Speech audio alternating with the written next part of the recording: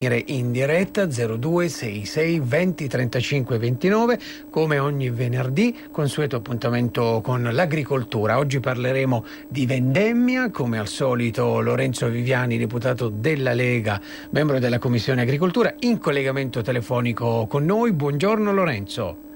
Ciao Antonio, un caro saluto a tutti i radioascoltatori di Radio Padania in questo venerdì soleggiato in Liguria. Anche a Milano. Stiamo preparando tutti per Pontida. Ecco, anche a Milano è soleggiato e lo sarà nel weekend, lo sarà anche a Pontida, ma so che voi andrete a Pontida da domani, così mi raccontava il professor Rinaldi, europarlamentare, vero? Assolutamente, ma tanti militanti, giovani soprattutto, perché hanno il loro convegno, la loro riunione, e poi alla sera ci saremo un po' tutti, militanti, parlamentari, e nella consueta e tradizionale mangiata che facciamo tutti insieme, portando tanti prodotti dei territori.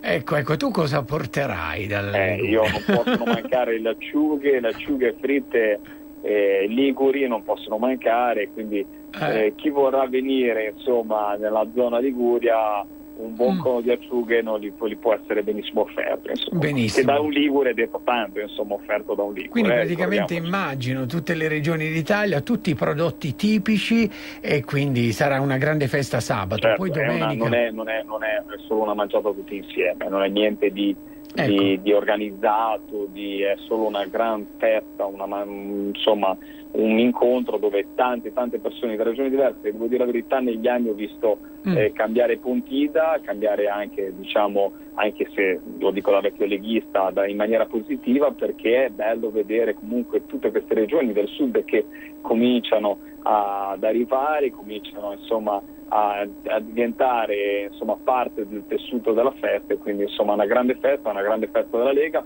e quest'anno ha un risvolto diverso, perché non è solamente un incontro di tutti gli amministratori, dei militanti, dei parlamentari, degli europarlamentari, ma diventa quest'anno una dimostrazione molto forte e un momento in cui il popolo della Lega deve essere presente a Pontida per dire il suo no a un governo di poltronari, perché si tratta solamente di un governo di poltronari, come ha dimostrato il dibattito parlamentare in questa settimana. Senti Lorenzo, ma poi voi dalla prossima settimana siete operativi nelle vostre commissioni? Noi siamo operativi nelle commissioni, naturalmente Antonio, cambiano tanti equilibri, ma noi non lasceremo passare nulla che possa andare contro quello che abbiamo portato a casa fino adesso, alle vittorie che abbiamo avuto sul Made in Italy. Guarda, l'esempio parte che, devo dire la verità, ho visto già dei discrepi fra, ad esempio, i 5 Stelle, fra virgolette, agricoli, e la nuova ministra, ma ti sembra logico che nelle priorità del nuovo ministro dell'agricoltura noi siamo passati da un ministro che difendeva spada tratta al Made in Italy a un altro ministro, senza andare nei particolari delle due cose che ha detto, ma mette nelle sue priorità e comunque nelle prime cose da fare OGM e CETA. Certo. Questo ti dice tutto di quello della protezione, di quello che avremo in futuro sul discorso Made in Italy. Ecco, allora Lorenzo, parliamo oggi di vendemmia. Tra pochissimo il nostro primo ospite, la vendemmia. Mi ricordo che anche l'anno scorso abbiamo affrontato questo tema. Io leggo da internet, come al solito, la vendemmia. Alcune notizie dicono che sarà una vendemmia alla grande, altre notizie dicono ci sono state delle grandinate. Adesso sentiremo proprio gli esperti che ci dicono, ma che cosa è la vendemmia proprio nella spiegazione più semplice, Lorenzo?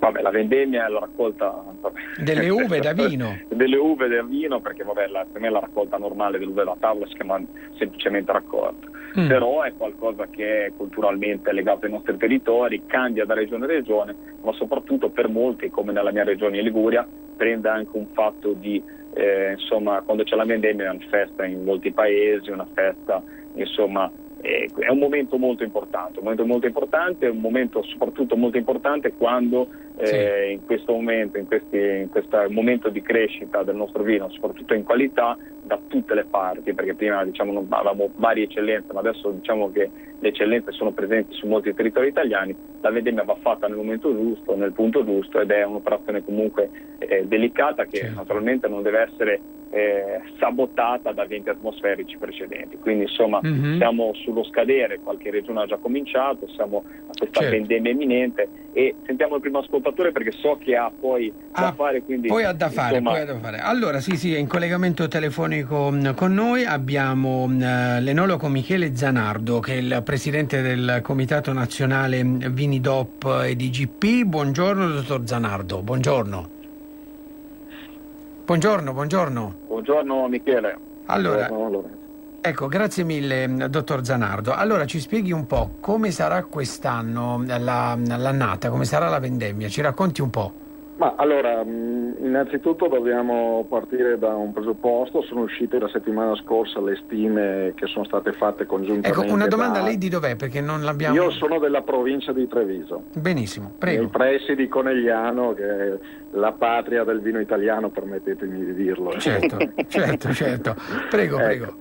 Diciamo che ci sono state appunto la settimana scorsa le pubblicazioni delle stime che sono state fatte quest'anno per la prima volta congiuntamente tra Assoenologi, Unione Italiana Vini e Ismea.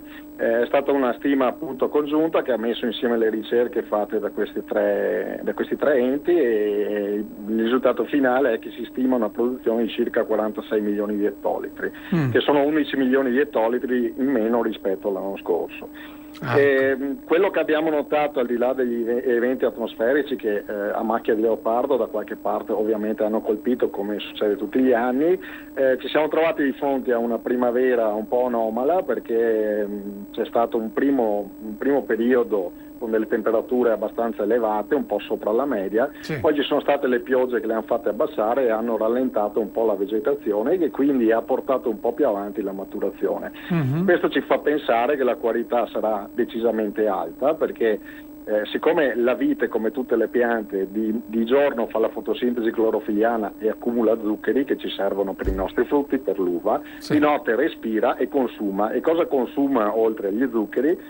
Consuma acidi e consuma di fatto sostanze odorose, aromatiche. Quindi cosa avviene? Abbassandosi la temperatura si riduce la respirazione e di conseguenza concentriamo di più queste sostanze importantissime per la nostra vinificazione. Se mi permette, vorrei anche fare un piccolo passaggio su qualche numero rispetto a quello che è il vino in Italia, perché il vino è un settore strategico, importantissimo. Cuba 13 miliardi di euro di fatturato, di cui circa la metà sono basati sulle esportazioni. Siamo il quarto paese al mondo per estensione territoriale, dopo la Spagna, la Cina, la Francia. Arriviamo noi, 702.000 ettari di superficie vitata destinata alla produzione del vino, 406 denominazioni di origine protetta dei vini, che comprendono le DOC e le DOCG, 118 le indicazioni geografiche tipiche. È un settore importantissimo, è un settore che ha un sacco di peculiarità, un sacco di diversità lungo tutto il territorio italiano. Io dico sempre che l'Italia è uno stato lungo e stretto, e che ogni angolo del nostro paese porta cultura, storia e tradizione nel mondo vitivinicolo. Particolarità queste che ci fanno primeggiare, a mio avviso, nel mondo per qualità e per diversità di prodotti. Allora, dottor Zanardo, come si svolge poi la sua giornata? La mia giornata professionalmente, intende? Sì. Io al momento mi sposterò in alcune cantine a cui farò visita per delle prime valutazioni sui primi mosti che sono stati pigiati nei giorni scorsi. Nel pomeriggio poi dovrò incontrare un altro produttore in collina a cui darò alcuni suggerimenti e decideremo quando raccogliere le uve per arrivare ad una base spumante che abbia le caratteristiche fondamentali che cerchiamo in termini qualitativi. Certo. Lorenzo, curiosità. No, curiosità, ecco, dato che ha parlato molto, è stato molto bravo, molto tecnico, insomma, lo ringrazio tanto Michele per la sua presenza in radio. Ecco, quanto è importante il momento, ecco, mi chiedevo quello, cioè quando come si decide il momento della vendemmia, c'è una sorta di studio anche per il fatto della caratteristica in zuccheri, in acidità dell'uva? Allora, noi dobbiamo cercare, in funzione del prodotto che dobbiamo ottenere, dobbiamo scegliere poi il momento della raccolta. Decisamente la componente degli zuccheri è importante, soprattutto per i vini bianchi diciamo strutturati e per i vini spumanti, ma per i vini rossi, mentre per i vini spumanti cerchiamo di più l'equilibrio con l'acidità perché ci serve un po' di freschezza in più. Conseguentemente dobbiamo trovare il momento giusto fra la maturità che noi chiamiamo fenolica e quella zuccherina, quindi sono degli equilibri che cerchiamo. La maturità fenolica riguarda tutte le sostanze coloranti che l'uva naturalmente contiene. E quella zuccherina, in questi equilibri e nella valutazione del pH e dell'acidità scegliamo il momento, ma è una valutazione che si fa dal punto di vista tecnico, insomma, ecco. Certo. Ecco, Lorenzo, hai ancora qualche altra curiosità o no? Lorenzo, pronto? È caduta la linea con Lorenzo, chiedo in regia, vediamo un po' se riusciamo a recuperare. Pronto Lorenzo? Niente, non lo sentiamo. Dottor Zanardo, lei è ancora in linea, giusto? Sono qui. Ecco, adesso invece oggi ha detto che appunto avrà questi impegni. Per quanto riguarda invece anche le altre regioni, qual è la situazione? Ma guardi, ci sono delle zone dove non è ancora iniziata la vendemmia, ci sono delle zone dove è iniziata ancora 3 settimane fa, dipende molto, come dire, dalle aree e da quello che è il prodotto che si vuole ottenere. Per prima è partita la Francia corta, come spesso accade, perché lì prendono con delle varietà che tendenzialmente sono anche abbastanza produttrici di zuccheri, tendono a prediligere quello che è l'equilibrio dell'acidità, come si diceva prima, perché producono delle basi spumanti importanti. Lo stesso c'è stato con il Pinot Nero dell'Oltrepo successivamente. Ho parlato con dei produttori del sud Italia proprio ieri e mi dicono che in alcune aree la vendemmia partirà fra qualche giorno o addirittura i primi di ottobre, insomma, ecco, quindi siamo in un periodo abbastanza dilatato proprio per le ragioni che dicevo prima sulla prima fase della vegetazione della vite, insomma. Benissimo, per quanto riguarda invece il Comitato Nazionale Vini, qual è quando è nato, ecco, di che associazione si tratta? Ecco. No, allora è un ente che è riconosciuto dallo Stato italiano, è una emanazione del Ministero per le Politiche Agricole, la prima volta è stato costituito nel 1965 e dal 1965 ad oggi ha avuto una serie di evoluzioni. Io ne sono stato per 10 anni vicepresidente e dal 30 luglio dello scorso anno il ministro Centinaio mi ha nominato alla presidenza appunto di questa struttura, che non è altro che una rappresentanza di filiera che si confronta sui temi scientifici e tecnici del settore vitivinicolo e in particolare sui disciplinari dei vini DOP e IGP. Oltre alla rappresentanza di filiera c'è una rappresentanza interna al Ministero, in più ci sono dei tecnici esterni che vanno a arricchire quello che è il compendio che questo tavolo tecnico-scientifico può dare al settore. Insomma, quindi noi ci occupiamo di disciplinari ma anche di pareri su atti di indirizzo che diamo al Ministero delle Politiche Agricole. Benissimo, allora Lorenzo, sei tornato in linea con noi, giusto? Ecco, c'è qualche problema con Lorenzo Viviani? Chiedo alla regia se riusciamo... Ci sono, mi senti Antonio? Sì, non ti sentivamo prima. Allora, Lorenzo... No, ecco, l'ultima poi so che ha da fare, quindi non ve lo disturbare troppo Michele, però ecco, una domanda, quanto è importante il percorso che hanno fatto i nostri viticoltori, cioè le nostre cantine importanti, cioè il discorso anche di puntare sulla qualità e non sulla quantità, e la riduzione che viene fatta, la pratica della riduzione, che importanza ha nel risultato poi proprio nel contenuto in zuccheri, cioè nella qualità dell'uva? Ma diciamo che le quantità vanno riequilibrate a quella che è la parete fogliare, al terreno e quindi e all'ambiente che ci sta attorno per ottenere la qualità, per cui non sempre l'eccessiva riduzione dell'uva ci porta ad un risultato migliore, va equilibrato. Di certo la produzione di quantità oramai ha perso quello che era l'appeal di un tempo, perché un tempo ci si basava sulla quantità semplicemente per fare il bilancio che serviva a mantenere le famiglie. Oggi invece si è notato, soprattutto con le esportazioni, che il consumatore tende sempre di più a specializzarsi, tende sempre di più a crescere in quella che è la ricerca di un prodotto qualitativo e di conseguenza va a ricercare appunto le differenze rispetto alla massa generale. Poi bisogna fare anche un altro tipo di ragionamento. Ci sono invece delle varietà che sono molto produttive e a volte limitarle eccessivamente, soprattutto se si devono fare vini leggeri poco impegnativi come possono essere gli spumanti metodo Charmat venduti nel breve periodo. Faccio 2 esempi su tutti, il moscato e il prosecco. Quindi la glera e il moscato sono 2 varietà che sono abbastanza generose e di conseguenza se noi dobbiamo andare a produrre degli spumanti non possiamo permetterci di trovare delle concentrazioni importanti, perché andrebbero a snaturare quello che è stato l'immagine vincente di quei prodotti, insomma. Perfetto, allora dottor Zanardo, noi la salutiamo, grazie mille della sua disponibilità, ci risentiamo prossimamente in radio. Grazie a voi e buona giornata, arrivederci. Ti rinnovo l'invito, Michele, prima che ci saluti, magari a fine vendemmia, quando avremo dei dati anche su come è andata e tutto, magari ti richiameremo così da fare il punto della situazione. Ecco, benissimo. Allora, grazie mille. Lorenzo, allora, volevo chiederti, sto sbirciando un po' la tua pagina Facebook, ma hai avuto problemi con il cellulare, secondo me, o no? Sì, ho avuto un po' di problemi. Dimmi. Io e la tecnologia non andiamo d'accordo. Prima li perdevo e mi vanno in mare, adesso mi si spaccano per la strada.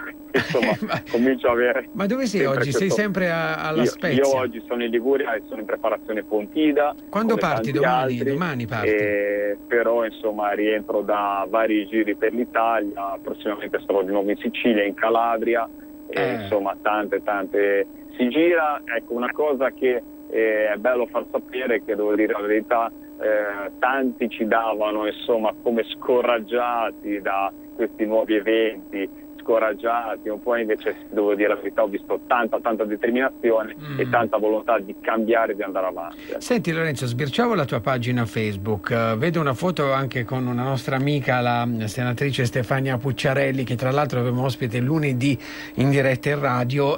Dove siete stati? Io e Stefania abbiamo fatto, ecco, questa è una bella cosa, e non so se ne avevamo parlato la scorsa puntata.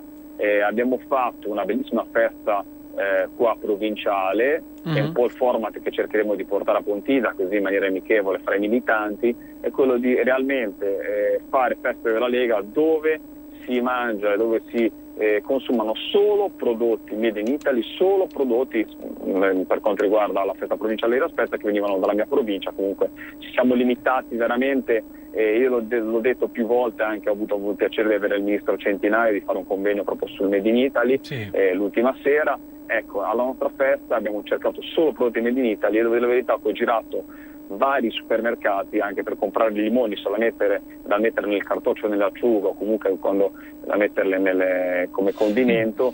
Ecco, ho dovuto girare 4-5 supermercati perché non mi sono fermato nel primo supermercato dove ho trovato il limone del Sudafrica o il limone del Sud America. Perché? Perché prima di tutto si possono fare 1000 cose, 1000 provvedimenti, si può mettere la tracciabilità massima dei prodotti, ma la vera rivoluzione che dobbiamo cercare di veicolare è quella che possono fare i consumatori. Quindi la politica può arrivare fino a un certo punto, il nostro ministro Centinaio si è battuto per dare maggiore tracciabilità, ci batteremo adesso come ha fatto prima il nostro ministro, ma comunque lo faremo a livello parlamentare, per cercare di avere sempre trattati che vadano a proteggere la nostra agricoltura, ma il primo presidio, il primo che può veramente cambiare le cose è il consumatore scegliendo i prodotti dell'agricoltura e della pesca italiana. Perfetto, allora Lorenzo, sempre in vendemmia, in primo piano parliamo di vendemmia, adesso in collegamento telefonico abbiamo un amico di RPL, l'enologo Leonardo Palumbo delle cantine Torre Vento. Ciao Leonardo, buongiorno. Ciao, buongiorno a tutti voi, buongiorno e ben ritrovati. Grazie mille a te. Allora, Leonardo, Lorenzo Viviani ancora non è venuto in Puglia, quindi Lorenzo adesso scade. Lorenzo. Volentieri. Sono stato in realtà in Puglia, in realtà hanno fatto proprio un toccaleva qualche giorno e legato solo tematiche legate alla pesca. Quando? E l'ho fatto qualche mese fa senza dirtelo, Antonio, infatti ti chiedo perdono, però dovremo sicuramente, dovrò venire giù. E poi sono stato in Puglia ne avevamo già parlato in trasmissione per il problema della xylella, per i sopralluoghi, insomma. Pronto? Ecco. Ti sentiamo, Leonardo, tu ci senti? Noi ti sentiamo. Io adesso vi risento, sì. Ecco, benissimo. Allora, Leonardo, raccontaci un po', proprio facci capire in maniera semplice come sta andando questo settembre.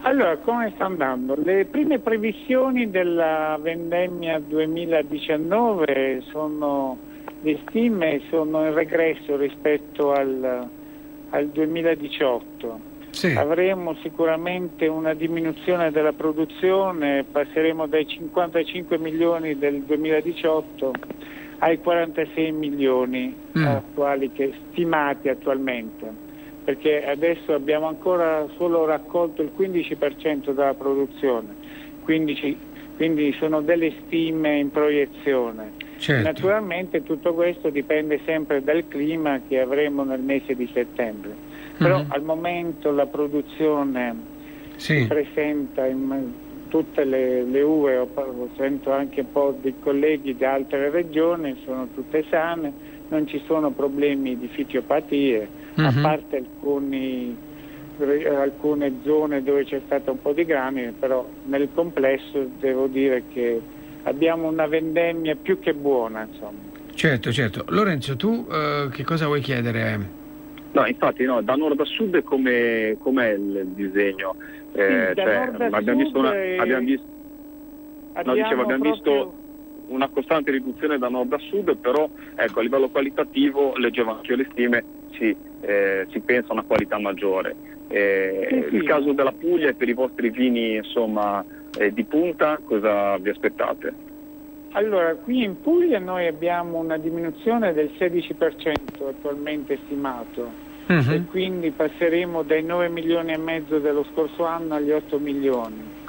Le prime uve hanno presentato un quadro aromatico eccellente, anche un buon rapporto zuccheri acidi. Devo dire che al momento siamo in una botte di ferro e quindi sicuramente ci aspettiamo una produzione vinicola, non direi proprio eccellente, ma ottima sicuramente. Ecco, allora vi interrompo un attimo perché andiamo in pausa pubblicitaria e ci risentiamo tra pochissimo. Adesso va a destra, 300 metri dritto, poi il semaforo. Certo che fai sempre la stessa strada tu, ma non hai voglia di cambiare. Chi ha parlato? Sono io, la Digital Radio, quella che ha cambiato il modo di ascoltare la radio con il sistema DAB+. È ora di cambiare. Vivi tutta la magia della Digital Radio. Se stai per cambiare auto, chiedila con il sistema DAB+. Dal 2019. In tutte le auto nuove. Dibidi dobidi DAB. Anche Radio Padania è in Digital Radio. Siamo seri. Chi ha perso le elezioni non può andare al governo. Noi non possiamo far passare il messaggio che il 4 marzo sia stato uno scherzo. Il PD ha perso, io mi sono dimesso e 7 italiani su 10 hanno votato o per Salvini o per Di Maio. Noi non possiamo con un gioco di palazzo rientrare dalla finestra dopo che gli italiani ci hanno fatto uscire dalla porta. Noi non possiamo pensare dalla mattina alla sera che i giochetti dei caminetti romani valgano più del consenso degli italiani. Abbiamo perso, non abbiamo paura, ripartiamo da zero. Che cosa ne penserebbe il fondatore dei 5 Stelle, Gianroberto Casaleggio? Se il nostro Presidente della Repubblica chiedesse al Movimento 5 Stelle di entrare in un nuovo governo col Partito Democratico, lei cosa farebbe? Come risponderebbe? Ma ho già detto di uscire dal movimento. Lei uscirebbe dal movimento? Ma ho già detto di uscire dal movimento. Movimento 5 Stelle, ne vedremo delle belle. Tu che hai votato per Gigi,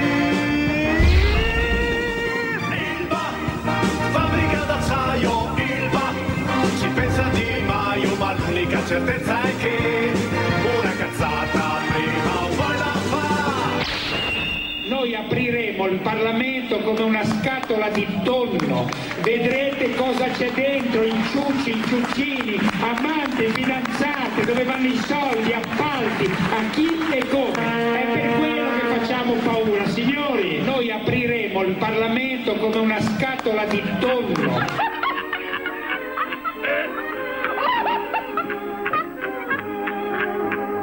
Messaggio per tutti gli imprenditori, gli artigiani, i commercianti, i liberi professionisti. Hai un'attività? Dei prodotti da promuovere? Prova la pubblicità sulla nostra radio. Radio Padania ha preparato per te una grande promozione per aiutarti a sostenere la tua attività a tariffe davvero straordinarie. Informati, vedrai che si può fare. Mandaci una mail all'indirizzo spot@radiopadania.net. Con Radio Padania si può fare.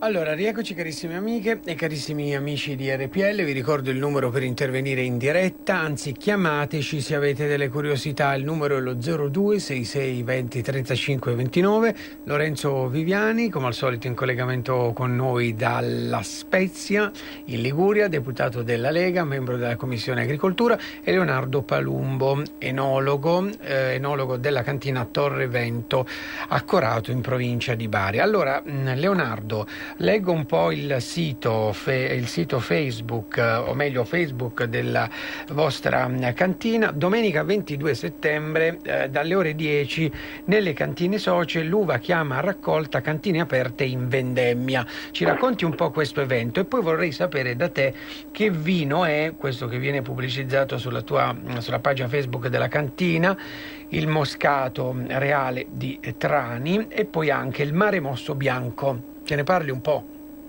Certo. Allora, il 22 settembre c'è questa manifestazione in tutta Italia del Movimento Turismo del Vino, che sono cantine aperte. Avremo tutte le cantine associate al movimento che offriranno a tutti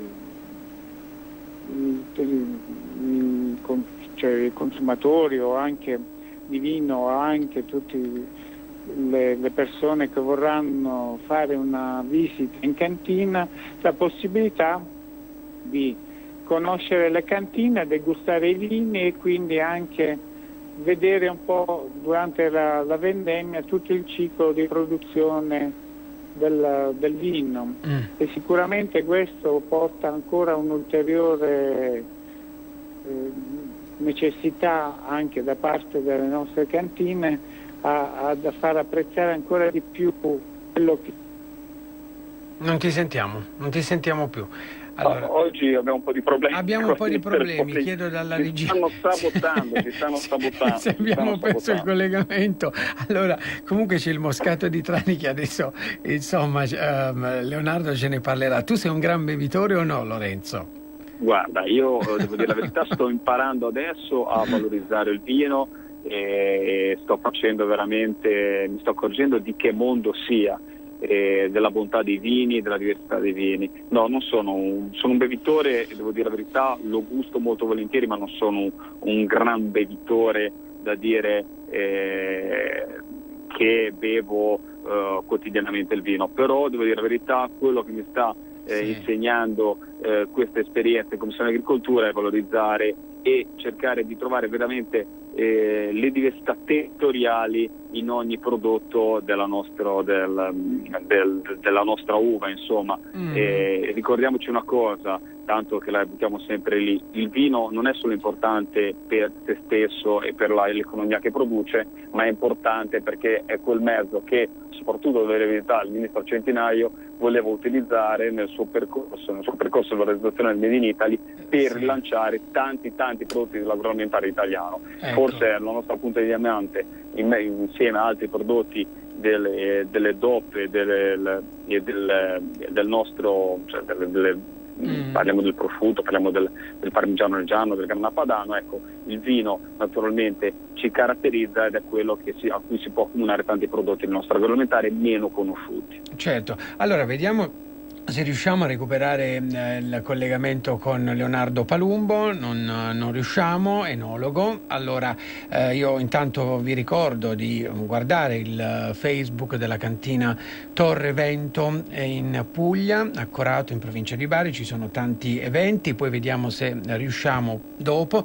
Adesso invece sentiamo il nostro prossimo ospite. Chiedo dalla regia oggi di contattare il nostro prossimo ospite. Allora Lorenzo, vediamo un po', perché leggo non abbiamo più linee telefoniche, non so altre cose, e ne approfitto adesso se non ti dispiace. Sì. Tanto facciamo uno stacchetto pesca, uno stacchetto e ci spostiamo un po' dal mondo dell'agricoltura, perché in questa settimana abbiamo sentito tante notizie. Non so se hai letto dei vari accordi che c'erano stati con la Libia per i pescatori di Mazara del Vallo, che poi sono saltati. Insomma, ci sono state tante tematiche legate insomma a questo problema che è di difficile soluzione.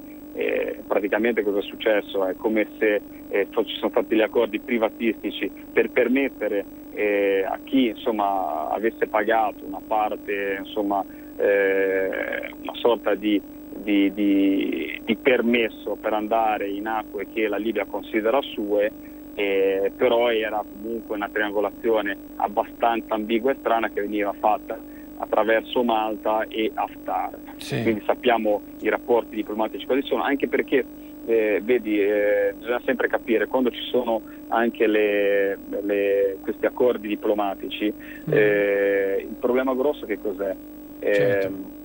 Che molte volte si dà la colpa all'Italia, no? Dicono ma perché l'Italia non si fa valere ad esempio con un paese terzo per le concessioni ad esempio marine, per questo problema legato alla pesca. Perché? Perché anche lì abbiamo ceduto sovranità nella politica della pesca alla Comunità Europea, quindi con un paese dell'Africa l'Italia non può andare a fare una diplomazia, a parte con la Libia e i problemi che ci sono adesso di disordini, però anche forse con un paese con un governo legittimo, insediato e senza problemi di guerra, sarebbe sempre la Comunità Europea che deve interagire con questo, perché fare paesi terzi, la politica della pesca è sempre una politica comunitaria e quindi verso i paesi terzi, quindi purtroppo bisogna sempre passare attraverso il marchingegno di Bruxelles, che è molto lungo e molto difficile da attuare. Qua si è cercato con degli accordi privatistici fra le associazioni di categoria di trovare la quadra con una parte un contraente, uno degli attori che ci sono in questo momento in Libia, per cercare una sorta di protezione. Poi devo dire la verità, è saltato un po' tutto, anche perché comunque sarebbe stata forse una discriminazione anche verso chi questo permesso non va a pagare, anche perché ricordiamoci una cosa, questa zona protezione pesca di cui abbiamo parlato tanto anche in questa trasmissione, che è una situazione veramente tragica per i nostri pescatori, è stata dichiarata in maniera unilaterale dalla Libia, con dei fondamenti che sono nel codice del mare, che però non sono stati avvallati da nessun altro Stato. Anche paesi come la Tunisia o paesi come Malta si sono schierati contro questa zona di protezione pesca. Allora Lorenzo, evidentemente ci sono dei problemi per quanto riguarda le linee telefoniche, oggi mi dicono dalla regia, evidentemente ci sono dei lavori in corso, quindi attualmente non riusciamo a prendere il collegamento con nessuno. Facciamo la puntata io e te. Peccato, però adesso vediamo se... era bello, vi dico già per fare un po' mettere la pulina in bocca ai radioascoltatori, era bello perché il prossimo ospite sarebbe stato un mio caro amico Fabio Lambruschi, che oltre ad essere un militante della Lega, è responsabile della Lega nella provincia di Castelnuovo, cioè nella provincia di La Spezia, quindi però più in maniera particolare nel paese di Castelnuovo Magra, ha una cantina, era in campo che si preparava, si prestava a fare la vendemmia, quindi avremmo avuto la parola proprio dell'agricoltore, direttamente in prossimità della vendemmia. Se non riusciamo però a ripristinare le linee, la raccontiamo noi. Volevo chiederti, poi c'è stato il discorso del Premier Conte, ha fatto un passaggio per quanto riguarda l'agricoltura alla Camera? Ma guarda, si è parlato pochissimo di temi, anche perché io devo dire la verità, da opposizione sono stato, posso dire la parola, sarà una parola forte, sarà una parola magari che non tanto da politico o da alto statista, però io devo dirla, la virgoletterò con tutti, ecco, sono stato schifato un po' dalle parole di Conte, che sembrava non sembrava, cioè come se venisse da una realtà completamente diversa, come se andasse a disconoscere tutto quello che sarà fatto in maniera legittima precedentemente. Quindi secondo me poteva fare un discorso, ma anche elogiando il bene, tutto quello che avevano fatto i suoi ministri, anche i ministri della Lega, i suoi ministri, quelli che aveva avuto prima, e quindi poteva esserci un passaggio. Ma io, guarda, Conte, devo dire la verità, l'ho visto anche a Genova per il discorso del Ponte Morandi più di una volta, e devo dire la verità, ho apprezzato il suo discorso in senso lato, ma mai una parola, devo dire la verità, e questo lo sottolineo, è una cosa che non ha detto nessuno a livello giornalistico, ma mai una parola di ringraziamento, ad esempio, per il suo viceministro Edoardo Rixi, che devo dire la verità è quello che ha portato 1 miliardo di euro in Liguria, sta permettendo, grazie al suo intervento, grazie a come ha difeso il decreto emergenza, che il PD cui il PD ha votato contro, ricordiamoci, quindi Liguria si dovrebbe vergognare anche per questo,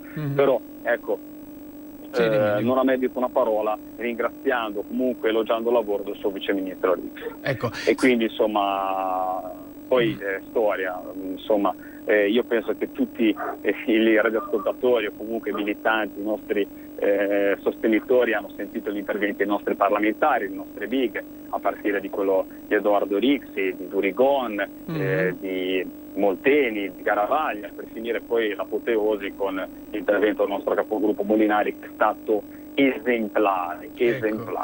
Senti. Insomma, ha spiegato realmente il sentimento nostro della Lega nei confronti di una persona con cui abbiamo lavorato, di cui avevamo anche stima, e ci siamo ritrovati praticamente un nemico in casa. Abbiamo capito di aver avuto per un anno una persona che ci detestava comunque. Certo. Allora Lorenzo, ho conferma, ci sono dei lavori in corso per 10 minuti, quindi abbiamo le linee telefoniche out praticamente nella giornata di oggi. Senti, poi c'è stato anche l'intervento del ministro dell'Agricoltura Bellanova, anche poi Centinaio l'ha ripreso sulla sua pagina Facebook, perché insomma la Bellanova avrebbe detto, parlando di immigrazione, auspica porte aperte in Italia e vuole incentivare l'immigrazione, in quanto senza flussi migratori molte nostre produzioni agricole, dice, marciscono nei campi e molti lavoratori polacchi che prima venivano qui adesso vanno in Germania. Insomma, che ne pensi? Guarda, cosa ti devo dire? Guarda, queste parole sono parole assurde da un certo punto di vista. Sì, abbiamo dei problemi della manodopera in Italia, sì, abbiamo dei problemi sull'agricoltura italiana, perché servono persone, ad esempio, nell'ortofrutta, che raccolgano manualmente il nostro prodotto, ma il problema è riuscire a far diventare il nostro frutta competitivo e cercare di far pagare queste persone in modo consono. Cioè, il problema di base è quello lì, cioè come facciamo a dire queste cose, cioè cosa dobbiamo importare? Scusami Antonio, poi ti dirò, oggi sono un po', insomma, fuori un po' dalle righe, sono già in versione opposizione, fammi dire, però come dobbiamo importare schiavi dai paesi esteri? Cioè le persone che vengono in Italia, noi della Lega pensiamo che domani mattina possano vengano qua naturalmente con dei canali leciti, magari con delle richieste specialistiche di persone che però possono avere un futuro che vogliono. Non è che devono essere persone che vengono qua a fare i lavori umili, i lavori che gli italiani non vogliono fare, a raccogliere, cioè mandiamo gli schiavi, ci comportiamo come schiavisti, allora, cioè favoriamo un'immigrazione perché domani vogliamo portare delle persone che paghiamo poco e le mandiamo nei campi a lavorare. Pensa che questa cosa qua l'ha detto un sindacalista. Ora, le vere battaglie per il mondo dell'agricoltura è ottenere che i prodotti dell'ortofrutta vengano valorizzati, che i nostri agricoltori, soprattutto nel meridione, che sono forti nella produzione dell'ortofrutta, non siano costretti ad agire e hanno dei problemi infrastrutturali enormi, ad esempio, quindi anche dei costi di produzione a volte maggiori, perché il loro prodotto deve arrivare al nord e non abbiamo neanche le strade per farcene arrivare molte volte. Dobbiamo agire e valorizzare i nostri prodotti, cercare di promuovere il Made in Italy, far sì che l'agricoltore, perché vedi ad esempio pratiche terrificanti come il caporalato, dove vengono subiti soprattutto da immigrati, perché il caporalato va per più delle volte a essere subito, quindi con quelle cose schifose, con tutti quegli episodi di cronaca che abbiamo imparato a conoscere, purtroppo sono ancora presenti nella nostra realtà agricola, però vengono e sono figli del fatto che molte volte l'agricoltore, senza giustificarlo in questa maniera, però ha l'unica possibilità che ha nel sopravvivere è agire tagliando il costo del lavoro, perché è l'unico costo che può tagliare, perché non può tagliare su nient'altro. Tagliando il costo del lavoro si affida ai caporali che sono degli schiavisti con questi pulmini terrificanti che portano gli immigrati nei campi e se ne lava le mani. Una pratica sbagliata, una pratica schifosa, ma l'unica via d'uscita è valorizzare i prodotti del nostro territorio, far sì che il prodotto venga pagato il giusto, e questo noi abbiamo agito ad esempio anche con lo scorso governo, lavorando con la grande distribuzione e impedendo che vengano fatte delle pratiche sleali, anche lo sta portando avanti anche l'Unione Europea, l'ha approvato anche l'Unione Europea tutto il discorso delle pratiche sleali, cioè quelle pratiche che vanno a mettere l'agricoltore in una posizione di sudditanza verso il commercio. Però dire che abbiamo bisogno di immigrati perché le nostre produzioni non possono andare avanti, questo qua mi sa dire veramente, mi sembra di tornare indietro non di 50 anni, non di 100 anni, ma di 150-200 anni, Lorenzo, e di tornare al momento dello schiavismo. Ti fermo perché le linee si sono aggiustate, abbiamo recuperato le linee finalmente, è recuperato manualmente proprio le linee. Ecco, anche Leonardo Palumbo, che tra poco recupereremo, mi dice si è interrotta la comunicazione, adesso siamo ok, abbiamo il dottor Lambruschi a cui lasciate la presentazione. Pronto, buongiorno. Buongiorno a tutti e buongiorno a Radio Padana. Allora, c'è Lorenzo che la presenta molto velocemente, prego. Io presento un amico, il grande Fabio, che non ha bisogno di presentazioni perché comunque è un leghista ad hoc, ma soprattutto è un produttore di vino. Ecco, Fabio, dove ti trovi? Cosa stai facendo in questo momento? E com'è? Penso che sia molto simile perché io sono poco distante da te, ma com'è la giornata in campo a Castelnuovo Magra? Guarda, mi trovo in un bellissimo vigneto, siamo sulle alture qua dei Colli di Luni, un vigneto, si vede Bocca di Magra, si vede il Monte Marcello, la foce del Magra, una giornata bella, sole, veramente una giornata da settembre, da vendemmia proprio. Sono quelle classiche giornate dove mio babbo mi dice queste sono quelle giornate che va raccolta perché è proprio merita veramente la giornata, la vista. Si vede proprio il golfo chiaro, limpido, veramente molto bello. L'uva quest'anno è una bella annata per la nostra zona, quindi non ce n'è tantissima, però l'uva è veramente bella. Ecco, che altra curiosità hai, Lorenzo? Perché conosci bene. Tu il momento della vendemmia, da cosa lo decidi? Ho parlato già con enologi, è una cosa tua, c'è la settimana, c'è uno studio, sottoponi gli acidi, c'è uno studio, oppure è legato alla tradizione, a una tua conoscenza? No, noi facciamo dei campionamenti già qualche giorno prima in base a una campionatura generale del vigneto dove vogliamo andare a raccogliere, e se questi dati sono buoni procediamo alla raccolta con qualche giorno dopo, perché qualche giorno, anche una settimana, perché quello che si raccoglie è circa 100-200 acini dove noi andiamo poi a farci le analisi, non è proprio rappresentativo, però ti dà già un'idea di com'è, quindi noi aspettiamo ulteriormente qualche giorno per poi poter che quei dati lì siano confermati. Poi l'esperienza, la cosa, mio babbo ha 90 anni, sarà la sua 50ª vendemmia, la vede proprio, è pronta, e quando lo dice lui non c'è analisi che tiene. Ecco.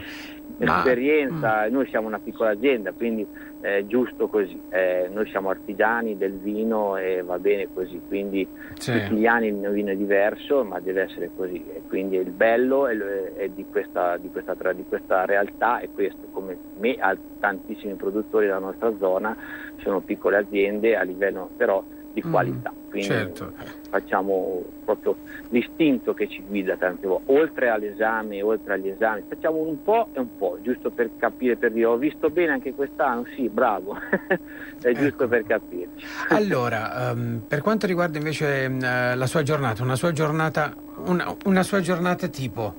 Sì. Ma noi praticamente, io mi sveglio alle 6:30, durante la vendemmia cominciamo a vado giù in campagna, coordiniamo praticamente i vendemmiatori, che ne abbiamo, oltre ai nostri, ce ne abbiamo assunti 7-8 di quelli stagionali, coordiniamo praticamente, in tutto siamo una ventina grosso modo, organizziamo la giornata, guardiamo dove raccogliere le uve, arrivano in cantina, ora infatti siamo verso le 11:30. Il primo carico è già arrivato, poi arriva il secondo carico, si pressa e si mette in vasca. Di solito noi la raccolta la finiamo intorno all'1 alle 2 perché ora le giornate sono calde, poi si scalderebbe troppo l'uva. Preferisco, visto che tanto il tempo è bello, preferisco anzi raccogliere la mattina e lasciar sì che nelle ore più fresche si lavora meglio, l'uva respira meglio. Ecco, sta proprio ora arrivando il secondo. Ecco qua. Ciao, buongiorno. Sta passando ora il secondo carico, come avevo più o meno diciamo, da mezzogiorno, e poi dopo c'è tutta la prassi di cantina, la schiacciatura, si lavano le cassette, si riprepara, poi per il giorno dopo si riparte. Ecco, benissimo. Allora Lorenzo, altra curiosità, altrimenti poi salutiamo il dottor Lamoschi. Lorenzo? Niente, oggi ci sono sì, le linee sono un po' così. Sì. Sono un po' così oggi. Lorenzo? Spiega la tua zona, cos'è di importante, la nostra DOC, che è quella di Colli di Luni, insomma, che territorio copre? Ecco, quello magari è il territorio copre un bel territorio, va praticamente quasi i comuni più importanti sono Castelnuovo, Luni, che ora si chiama Luni, prima si chiamava Ortonovo, Starzana, Arcola, altri comuni anche più all'interno, Santo Stefano. È una ZOC che comunque ha ridato lustro e importanza al nostro territorio, che fino agli anni 70-80 era un po' bistrattato per la produzione, perché prima c'era solo la DOC 5 Terre, poi nell'89 è nata la nostra DOC, poi dopo nel 95 la DOC delle Colline di Levanto, quindi ha dato possibilità sia ai piccoli produttori sia agli altri di creare un vino, un territorio del lavoro, insomma un circuito molto bello, e noi dobbiamo essere artefici di questa cosa, siamo noi che ci hanno dato la palla per poter poi giocare bene, quindi l'importante come tutte le cose cercare, sono 30 anni, io faccio questo lavoro qua da 30 anni, e 30 anni che porto a casa sempre la giornata, quindi sono contento. Benissimo. Bene. Grazie Fabio, grazie proprio. Grazie a te Lorenzo, un abbraccio a tutti. Ciao non Fabio. c'è nessun problema, ciao, buona giornata. Allora, speriamo che adesso le linee vadano alla grande. Abbiamo con noi Giuseppe Panna, assessore all'agricoltura della Regione Veneto. Buongiorno assessore. Pronto, buongiorno assessore. Buongiorno, allora dalla regia vedo tutto ok? Sì, perfetto. Allora assessore, ci racconti un po' come andrà questa vendemmia? La vendemmia su alcune vitigni è già cominciata da un po', ad esempio il Pinot Grigio è già stato raccolto, adesso si partono con attualmente le altre varietà, e soprattutto con il nostro Prosecco, che pur essendo un po' dietro di maturazione, adesso con queste belle giornate di settembre si presuppone sarà una bella vendemmia quest'anno. Diciamo che abbiamo avuto una riduzione del 15-20% un po' in generale dovuta alle pizze del tempo di maggio, ma adesso siamo in pieno recupero, quindi soprattutto nella qualità sarà un'ottima vendemmia quella del 2019. Certo, ecco. Sì, prego. Sì, ricordo che comunque il Veneto è il primo produttore nazionale con più del 35% della produzione vitivinicola, e abbiamo circa un export di 2 miliardi e 200 milioni nel mondo del vino, quindi la filiera più importante della nostra agricoltura, e anche quest'anno si conferma con dei grandi primati, quindi assolutamente io penso che al di là appunto del clima, al di là appunto delle varie polemiche che sono in questi giorni, per il Veneto ci sarà grande situazione anche nel 2019. Benissimo. Restano alcuni problemi legati ai prezzi dell'uva, che anche quest'anno su alcuni sono comunque medio-bassi, ma adesso vedremo dopo la vendemmia appunto i dati dovuti appunto a questa riduzione della produzione che c'è stata, ecco, del 15-20%, e quindi secondo me ci sarà un momento anche di assestamento dei prezzi per appunto gli agricoltori. Benissimo. Lorenzo, sei in linea? Vabbè, intanto io saluto l'assessore Pan, grazie per di essere radio con noi, Lorenzo, ma soprattutto non potevi mancare anche in Veneto, così anche da dare insomma lustro al tuo operato, perché non tutte le regioni hanno portato a casa il risultato come l'ha portato il Veneto, ecco.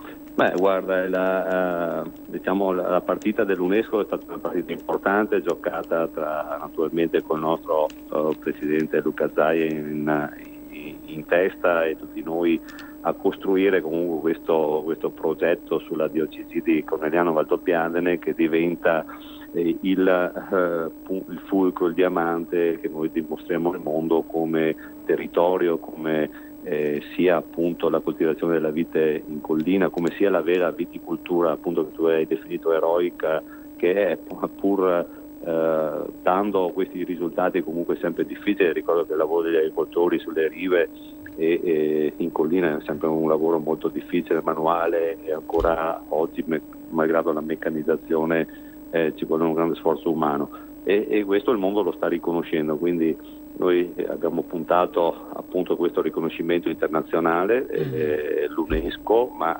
ricordo l'UNESCO sono anche le Dolomiti, che sono subito sopra appunto Conegliano e Valdobbiadene, e naturalmente con le Olimpiadi di Cortina abbiamo chiuso un cerchio di promozione del nostro Veneto, dei nostri prodotti e delle nostre eccellenze.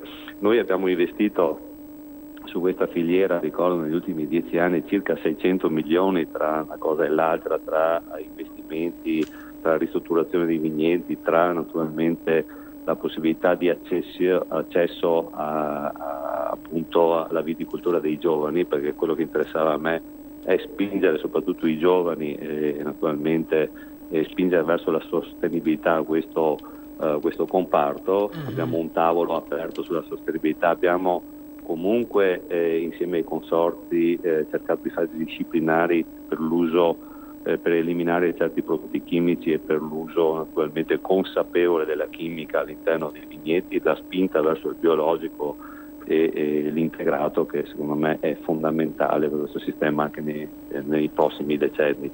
Abbiamo investito anche sulla sperimentazione a Conegliano insieme all'Università di Padova per lo studio di vigneti resistenti, e naturalmente abbiamo dato soprattutto a quelle parti montane dove si fa questa viticoltura la possibilità di accedere a finanziamenti per ristrutturazione, ma anche all'espansione appunto della viticoltura, se è fatta da giovani e se è fatta con un metodo biologico e sostenibile. Perfetto. Secondo me questa è la via futura per dare alla viticoltura quello che veramente il mercato internazionale ci chiede, cioè sempre più prodotti sempre legati al territorio, quindi UNESCO, quindi la storia, la tradizione, l'architettura, la storia della nostra Repubblica Veneta, e dall'altra parte prodotti sempre più certificati e controllati e con l'uso sempre meno della chimica. Questo secondo me è il lavoro che ho messo in campo e che secondo me è la via maestra per i prossimi decenni. Perfetto. Allora Lorenzo e assessore, purtroppo siamo in chiusura, siamo andati in ritardo. Siamo andati in ritardo perché avrei voluto fare tante altre domande al nostro assessore. Ma potete chiamarmi quando volete, non c'è nessun problema. Ti ringrazio. No, ti volevo chiedere, tanto volevo dire una cosa, fare una precisazione. Quando si hanno questi risultati, oltre l'eccellenza, oltre i territori caratteristici meravigliosi, oltre avere un popolo, quello veneto insomma fiero e che produce qualità, devo dire la verità, c'è la buona amministrazione della Lega. Quindi certo. Questo contraddistingue le regioni dove dove governiamo, e devo fare un complimento proprio all'assessore Pan, perché quando vengo in Veneto con la Commissione Agricoltura, comunque devo venire, abbiamo dei feedback sempre positivi, che non è da poco per il mondo dell'agricoltura, un mondo che subisce tanti problemi, da fitopatie, insomma è sempre in pericolo. Abbiamo tanti problemi adesso. Quindi insomma avremmo voluto parlare con te anche del problema, che invece è un problema che contraddistingue più l'Emilia Romagna, ma sta espandendo anche dalla cimice asiatica. Noi abbiamo un bel disastro. Ne parleremo. Su questo stiamo lavorando. Quindi ti richiameremo, Giuseppe, perché abbiamo tanto da dirci, e fammi fare i complimenti, perché insomma amministrare una regione come il Veneto non è facile, e i risultati che state portando a casa, guarda, l'agricoltura è lega, perché tutto il nord è lega, per cui noi, guarda, anche i colleghi assessori delle altre regioni nostre, siamo in piena collaborazione su tanti progetti, quindi il mondo dell'agricoltura è un mondo legato al verde, quindi adesso è anche il nostro colore, quindi ottimo. Va bene, allora grazie mille Assessore Pan per essere stato con noi, ci risentiamo prossimamente. Grazie, e a Pontida ci vediamo. Ecco, certo, domenica. Allora apriamo una bella bottiglia. Okay. Allora Lorenzo, oggi una puntata un po' particolare, abbiamo avuto problemi di linee telefoniche, ce l'abbiamo comunque ma anch'io devo dire la verità, col telefono mi fa le bite, quindi siamo un po' tutti messi male. Allora, noi fossimo dei 5 Stelle già ci sarebbe il complotto di qualche uno che ci vorrebbe. Comunque con te ci vediamo domenica. Vediamo se riusciamo a fare anche un collegamento in diretta con Marco Pinti, che sarà qui in studio, e poi insomma ci vediamo domenica e ci risentiamo con te venerdì. Ristruttureremo meglio la nostra trasmissione, vediamo se riusciamo a contattare una nutrizionista, anche degli altri ospiti, insomma. Va bene? Sicuramente. Un caro saluto a te, Antonio, un caro saluto a tutti i radioascoltatori che hanno dovuto sopportarci e supportarci in questa trasmissione di oggi. Va bene, grazie mille a Lorenzo Viviani. Siamo in ritardissimo, una pubblicità brevissima e poi continuiamo con Onda Libera. 2019. Ma chi ha parlato? Sono io, la Digital Radio, quella del sistema DAB+, e sono strafelice perché dall'anno prossimo sarò ufficialmente in tutte le auto. È ora di vivere la magia della Digital Radio. Se stai pensando di comprare una nuova auto, pretendila con il sistema DAB+, il suono perfetto. Dal 2019 in tutte le auto nuove. Dibidi dobidi DAB. Anche Radio Padania è in Digital Radio. Messaggio per tutti gli imprenditori, gli artigiani, i commercianti, i liberi professionisti. Hai un'attività? Dei prodotti da promuovere? Prova la pubblicità sulla nostra radio. Radio Padania ha preparato per te una grande promozione per aiutarti a sostenere la tua attività a tariffe davvero straordinarie. Informati, vedrai che si può fare. Mandaci una mail all'indirizzo spot@radiopadania.net. Con Radio Padania si può fare. In molti ci invidiano e ci odiano perché siamo ancora liberi. Se vuoi aiutare Radio Padania, segnati il nuovo IBAN per i tuoi bonifici. IT 89R 08453 01602 000 000 101971 presso la Banca di Credito Cooperativo di Milano SC. Aiuta Radio Padania. Diventa nostro editore. IT 89R 08453 01602 000 000 10 19 71.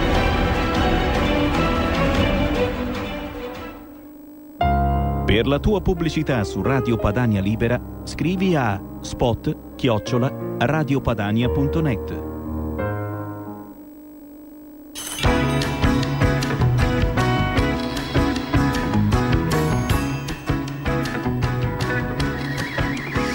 Allora, rieccoci carissime amiche, carissimi amici di RPL, vi ricordo il numero per intervenire in diretta. Abbiamo ufficialmente ripristinato le linee che erano cadute per dei lavori in corso. Il numero è lo 02 66 20 35 29. Vi ricordo poi anche il numero per mandarci i vostri sms, 346 64 277 56. Allora, in collegamento telefonico per parlare un po' di politica, dopo la trasmissione Agricoltura, abbiamo Riccardo Augusto Marchetti, deputato della Lega. Ciao Riccardo, buongiorno. Buongiorno. Buongiorno, da molto non ci sentiamo. Riccardo, grazie mille per aver accettato il nostro invito. Allora, Riccardo, partiamo subito con te da una data. La data del 27 ottobre si vota in Umbria. Tu sei umbro, sei nato ad Umbertide, precisamente in provincia. Vivo a Città di Castello. Bravissimo, fai tutto a Perugia, fai tutto in Umbria. Senti, Riccardo, questi giorni è stato ospite da voi il segretario della Lega Matteo Salvini. Raccontaci un po'. Il segretario Salvini ha preso casa a Montefalco, non sto scherzando. Quindi ha preso casa, ecco. Sì, quando non è a Roma è in Umbria a sostenerci, a darci una mano, anche perché questa sarà una battaglia importantissima, la cui rilevanza non è prettamente regionale. Per noi chiaramente è la battaglia della vita. Dopo 40 anni di monocolore rosso si stanno estinguendo anche qua, quindi per noi è un'autentica battaglia di liberazione quella che stiamo facendo. Ecco. Però la rilevanza è nazionale, per non dire europea. Tutti guarderanno queste elezioni, quella che noi definiamo la vita vera, e l'obiettivo è quello di lanciare un messaggio fortissimo a quei poltronari che stamattina hanno nominato i sottosegretari di quello che è il governo. Sì. Hai letto un po', conosci qualche nome tra questi? Ce ne sono due di Città di Castello, quindi uno del PD e uno del Movimento 5 Stelle. La simpaticissima e graziosa Anna Scani. Ah, sì. Ma sottosegretario all'istruzione, perché non ha all'istruzione. Sì. Poi abbiamo la Gea, che era parlamentare europea. Aspettami, Riccardo, ma Anna Scani viceministro? Viceministro, esatto, sì. Poi dimmi. Poi abbiamo Laura Gea, che mi sembra, un attimo che c'ho la lista sotto, affari europei. Ah, ok, che conosci, diciamo, sì. Ecco, è umbra come te. No, perdonatemi, allora, rapporti con il Parlamento, ecco, non affari europei. Ecco. Li conosco perché sì, era europarlamentare, si era ricandidata all'ultima tornata europea e non è stata eletta, non ce l'ha fatta raggiungere le preferenze necessarie e giustamente rimandiamo al governo quelli che non hanno la legittimazione popolare. No, tanto ormai è un governo abusivo, quindi uno più uno meno. Quindi insomma questi nomi sono stati fatti, diciamo, cioè c'è stato un ultimatum del Premier Conte, perché altrimenti si sarebbe andato, non so, che dici? Ma ovviamente sono andati molto lunghi, la spartizione del potere, per chi il potere lo gestisce e lo conosce come il PD, e ora sembra che stanno diventando dei campioni anche i 5 Stelle, è una cosa delicata che va ragionata e vista con dettaglio. Sicuramente hanno discusso molto e non è che si è parlato, come dicono loro nelle televisioni e nei giornali, del programma o del benessere del paese. Si è parlato solo ed esclusivamente di spartizione del potere.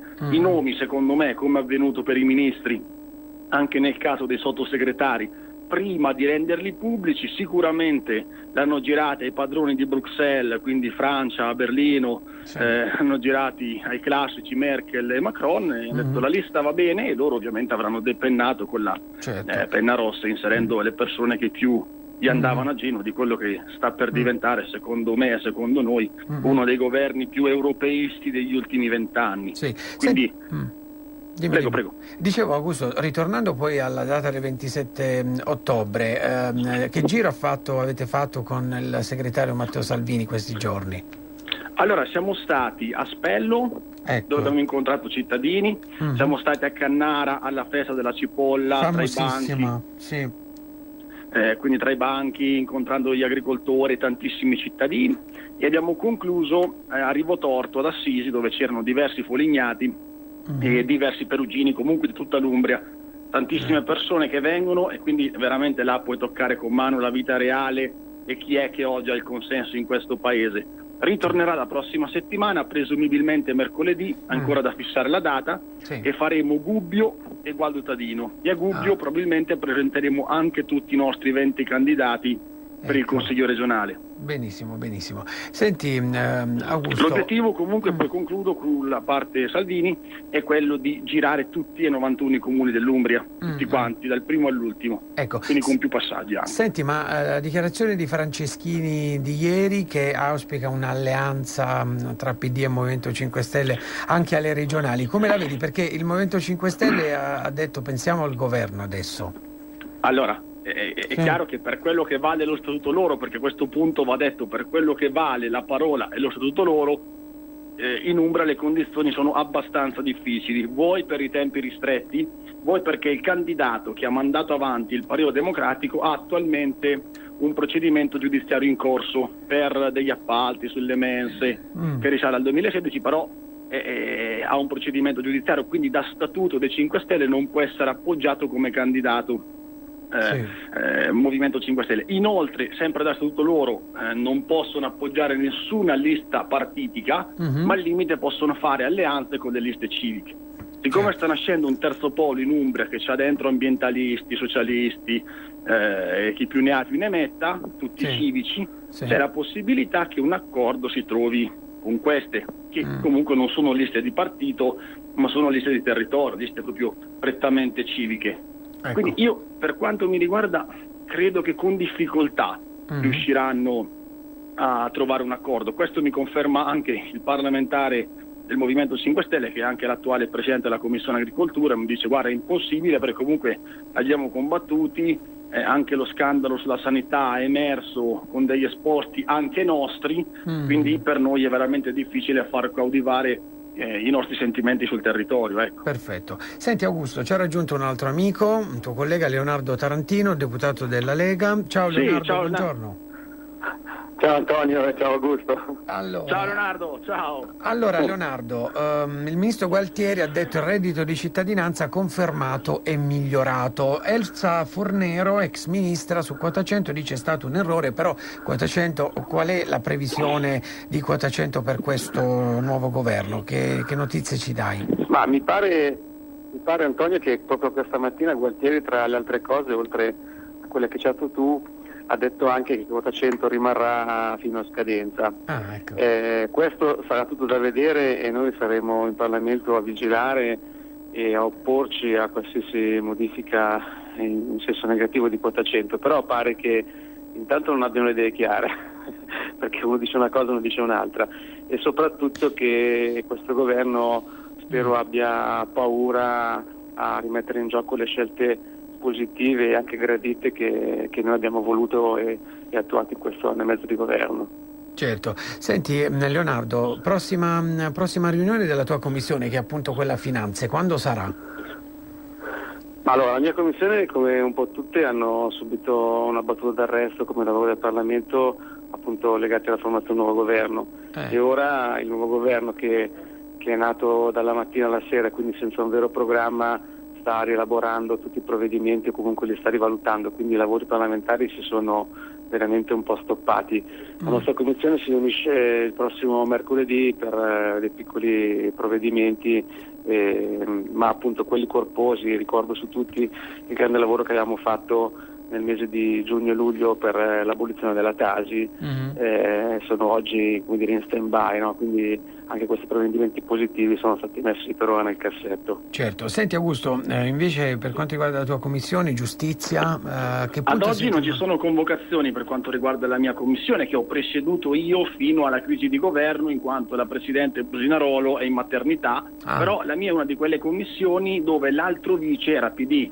Quindi praticamente passa da vice a vice il testimone direttamente a Vazio, che è Ligure, quindi porterà avanti lui, ma ad oggi non ha convocato. C'è stata soltanto una capigruppo dove ha fondamentalmente detto che porterà avanti anche alcuni provvedimenti nostri, però secondo me siccome non è stata convocata stanno discutendo anche internamente tra loro su cosa portare avanti. Poi sono veramente curioso di capire come sarà la riforma del processo penale, che noi abbiamo contestato e che non volevamo assolutamente approvare, che vedeva 64 milioni di presunti colpevoli fino a prova contraria, anziché 64 milioni di innocenti fino a prova contraria.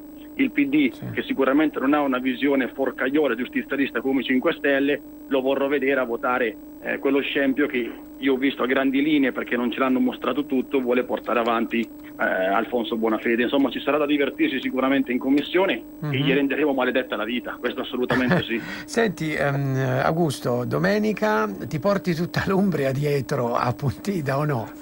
Assolutamente sì, domenica saliamo in massa, tanti saliranno già il sabato dove c'è il congresso, molti amministratori anche nostri, sindaci, assessori andranno ad incontrare Matteo Salvini, quindi sarà l'assemblea dei giovani che è sempre molto bella. Peraltro quest'anno c'è anche il cambio del coordinatore, perché Andrea Crippa è diventato vice segretario federale, quindi lascia e dovrebbe subentrare qualcun altro al posto suo, quindi sarà anche l'elezione del nuovo coordinatore federale dei giovani. Ecco. Quindi sarà anche un congresso sentito, insomma, a cui parteciperà anche Matteo Salvini. Perfetto, va bene, allora grazie mille a Riccardo Augusto Marchetti per essere stato con noi, buona giornata, ci vediamo domenica a Pontida. Ci vediamo a Pontida, ciao ragazzi, un abbraccio. Grazie mille. Leonardo, un'ultima domanda volevo farti per quanto riguarda invece, chiedo alla regia grazie, per quanto riguarda invece l'Europa, che si dice in Europa, no? Con la nomina di Gentiloni. In Europa, come dire, si fregano le mani perché hanno forse per ora ottenuto quello che volevano, quindi un governo italiano sicuramente più accondiscendente alle regole e ai vincoli che ci hanno imposto anche in questi anni, e un commissario appunto Gentiloni che rappresenta quel tipo di modus operandi. È già stato Presidente del Consiglio, è stato Presidente degli Esteri, per carità persona dignitosa, però si è già allineato a quelle che erano le regole del passato che noi volevamo cambiare. Peraltro gli è stata data questa delega che sembra una mezza delega, quindi sarà controllato a vista il suo operato, che non potrà certo, per quel ruolo che ha avuto, tentare di favorire dei favoritismi per l'Italia, quindi per quello che vediamo nulla di buono, ecco. Va bene, allora Leonardo, anche con te ci vediamo domenica finalmente a Pontida il 15 settembre, dopodomani, e buona giornata anche a te e buon lavoro.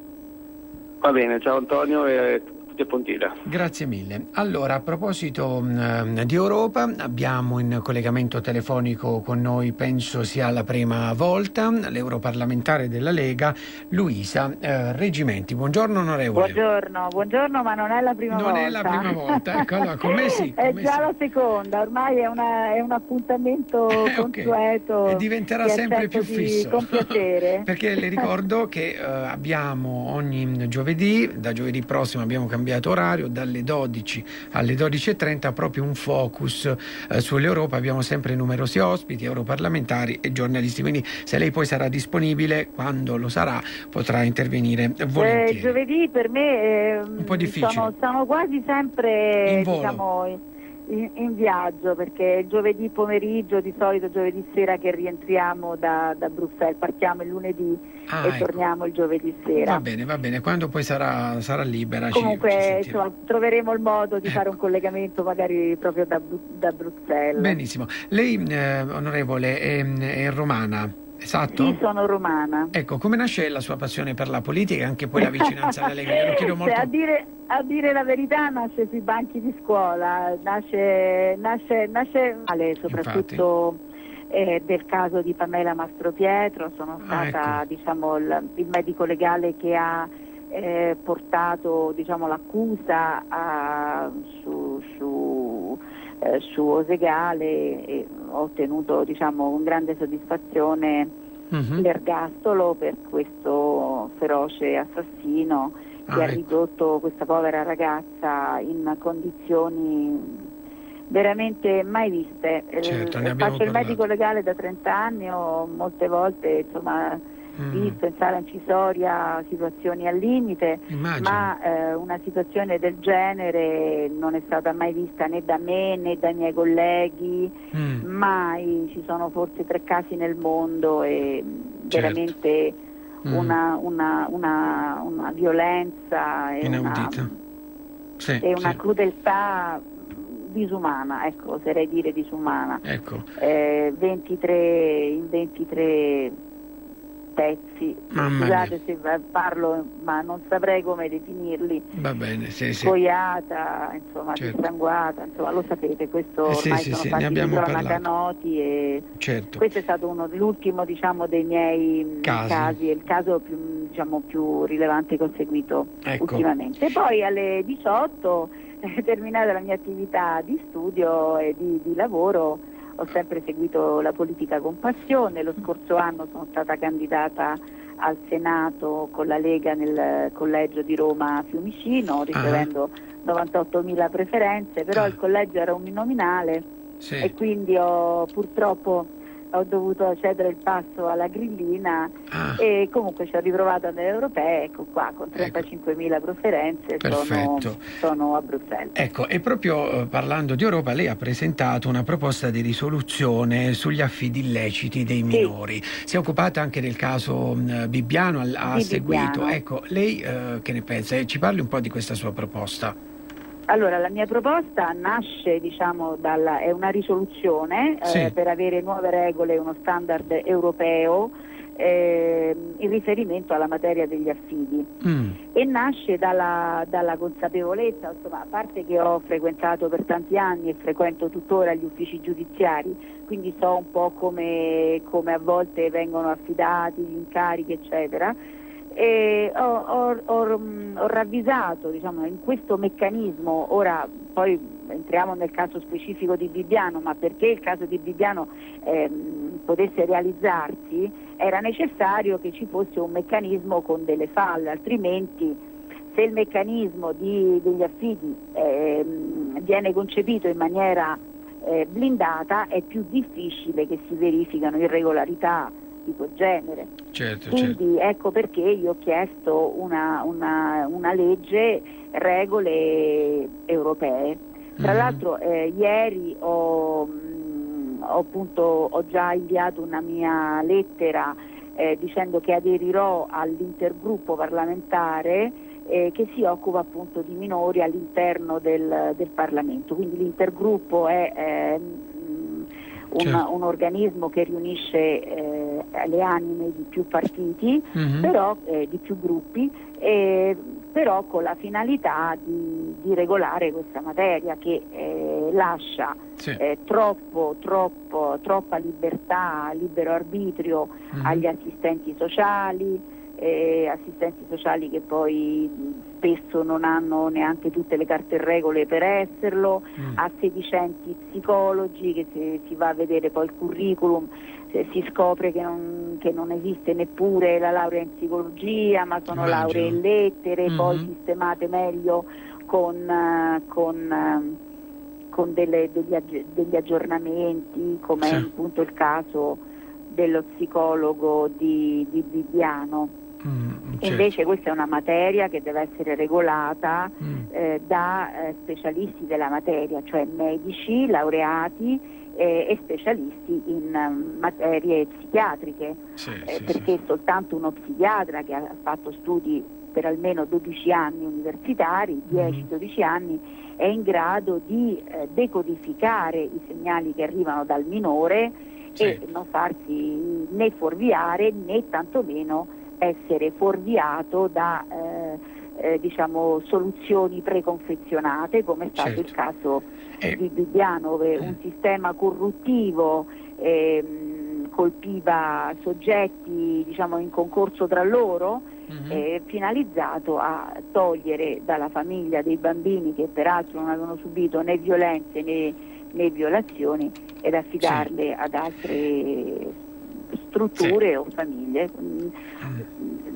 C'è un grosso mercato intorno a questa faccenda, è una cosa gravissima, cosa che suscita orrore ed è un qualche cosa che non riguarda solo Bibbiano, ogni tanto questo c'è da dire, qualche altra realtà. Quindi questa materia deve essere assolutamente regolamentata perché i bambini, che sono appunto soggetti deboli, devono avere un loro avvocato, diciamo, chiamiamolo così, l'avvocato del bambino, che lo difende in una situazione di instabilità, cioè laddove viene a mancare la genitorialità, deve essere presente lo Stato come tutela. Certo. Quindi nella mia proposta c'è la possibilità che il bambino abbia il suo avvocato scelto, diciamo, dall'avvocatura dello Stato, con dei gruppi speciali di avvocati che vengono istruiti, aggiornati su questo tipo di materia, che possa essere presente la famiglia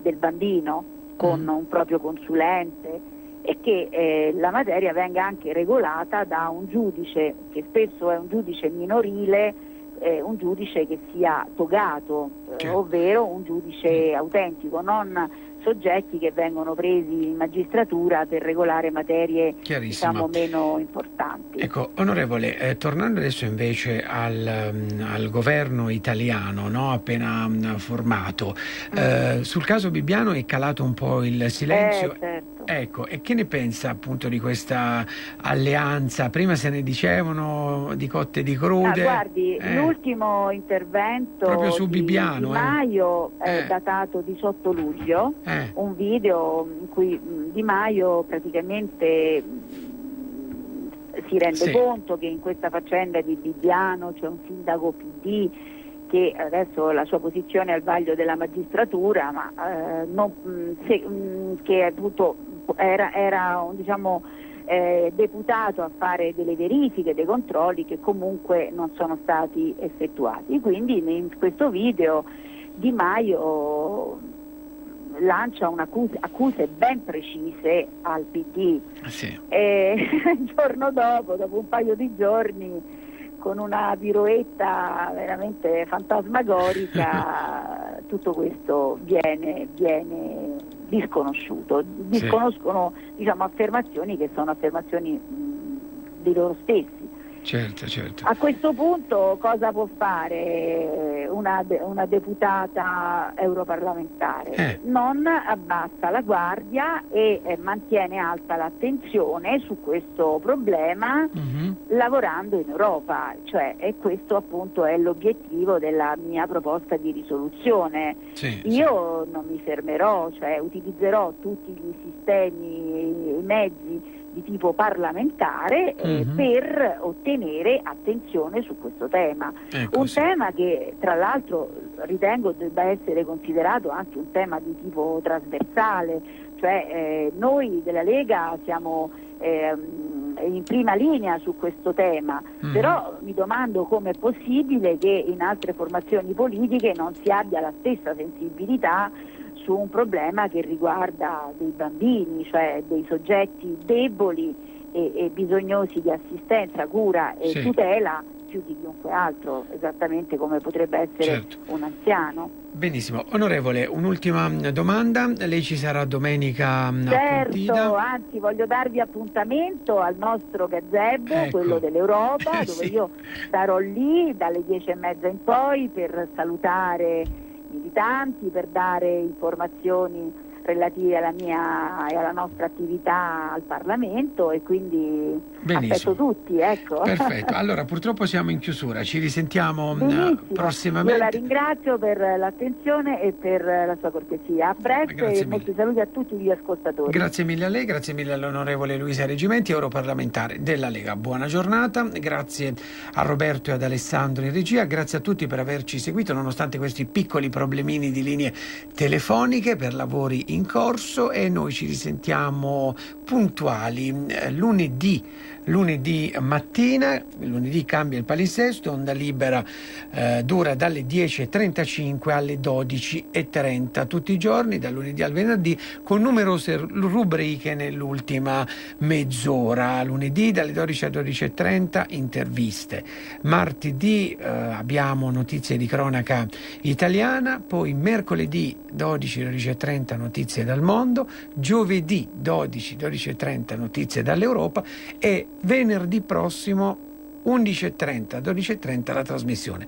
Agricoltura, ma lunedì poi ne parleremo meglio. Grazie a tutti. Wow, che bella casa! casa! Finalmente mi hai invitato! Chi ha parlato? Sono la Digital Radio, quella del sistema DAB+. E che ci fai qui? Non abiti nella mia auto. Ma io sono ovunque, anche in casa. Basta avere l'apparecchio giusto.